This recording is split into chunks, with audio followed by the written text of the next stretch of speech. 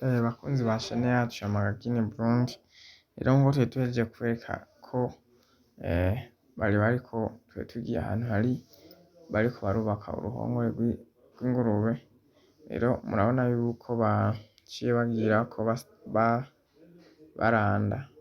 bajisha aho hejuru kugira ngo bashobore kuba boshirako ishitingi, isashe rya waterproof kugira ngo ikingire amazi, rero bakaba babikoze mu bangutse intangere kugira ngo aho bukera bashiremwo ivyorogwa izo ngurube batubwiye ko zikiri zito, rero urumva yuko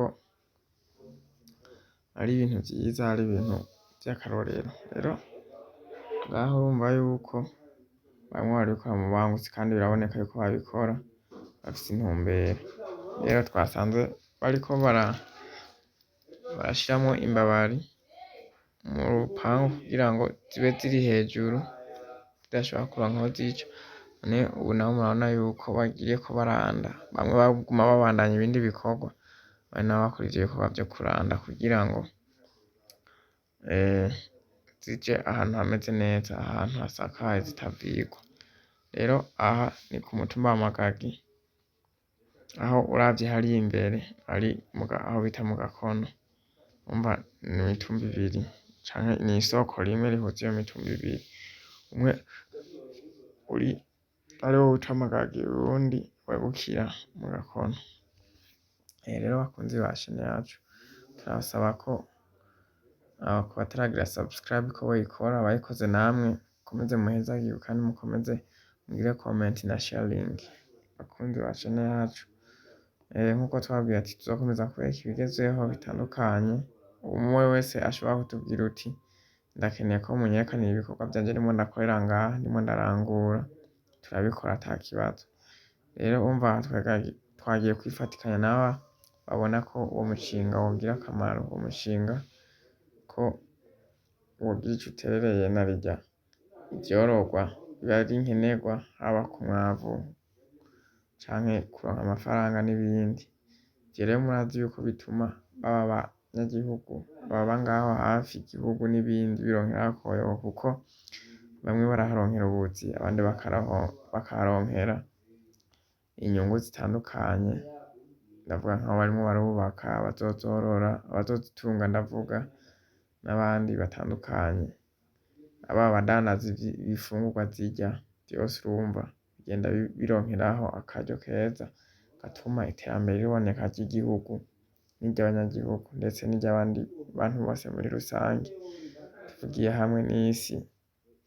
kuko ivuga ko iteye imbere yose mu gihugu vyose, abanyagihugu bose bashobora kuba bafise ico baha umunwa n'ico basaguriza isoko,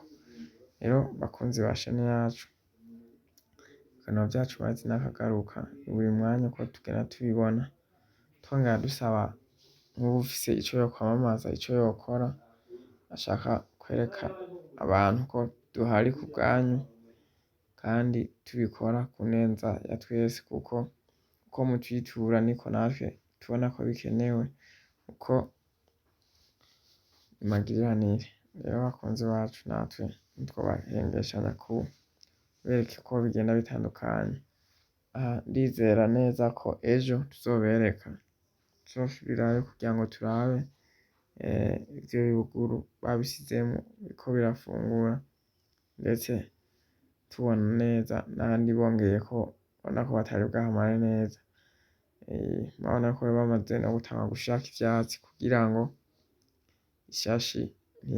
ntigirweko izuba ryinshi kandi ntiyongere